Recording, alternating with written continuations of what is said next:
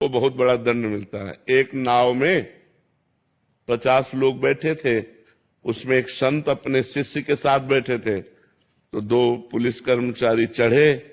उस समय पुराने समय में संगीन लेके चलते थे, जिनमें चाकू पर लगी हो ऐसी राइफल लेके चलते थे। तो नजदीक गए और संत के शिष्य से कहा, और शकील तो वहां जगह नहीं थी, तो एक बूट मारा। वो नंगे पैर बैठे थे तो बूट से उनके पैर में मारा और कहा साइड हो। वो कोशिश की लेकिन जगह नहीं थी। फिर एक थप्पड़ मारा। वो कुछ नहीं बोले क्योंकि साधु थे, शांत चुपचाप चले गए।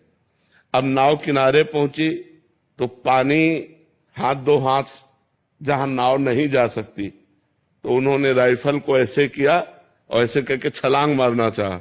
ऐसा बूट फिसला कि वो जो चाकू थी उन्हीं के गले में घुस गई और वहीं मर गए। तो उनके गुरुजी ने शिष्य को डांटा, कहा अगर 2-4 शब्द बोल देते तो बच जाता। तुमने एक भी शब्द उत्तर नहीं दिया, उसका साधु अवज्ञा तुरंत भवानी, कर कल्याण अखिल के हानि। सारे पुण्य नष्ट हो गए, देखो मृत्यु को प्राप्त हो गया।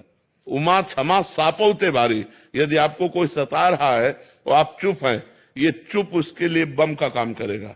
अगर हमने कुछ बोल दिया तो बचत हो जाएगी, अगर हमने बोला नहीं तो उसको भोगना पड़ेगा और तत्काल कोई न कोई उसके ऊपर अटैक होगा, काल का, माया का, कि वो झेल नहीं पाएगा। ये सिद्धांत है।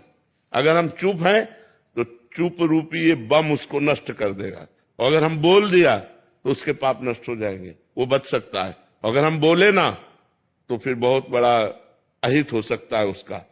तो हम ये न सोचे कि जो हमारे साथ प्रतिकूलता, गाली दे रहा है या हमें परेशानी कर रहा है, यदि मैं इसका उत्तर नहीं दिया तो कल ये बढ़ करके करेगा। नहीं, कल करने लायक नहीं रहेगा, क्योंकि परमात्मा है ना, वो देख रहा है। अब हमारा कर्म हमको भोगना है तो बात अलग है। अगर कर्म नहीं भोगना है तो उसको दंड निश्चित मिल जाएगा, पक्का मिल जाएगा।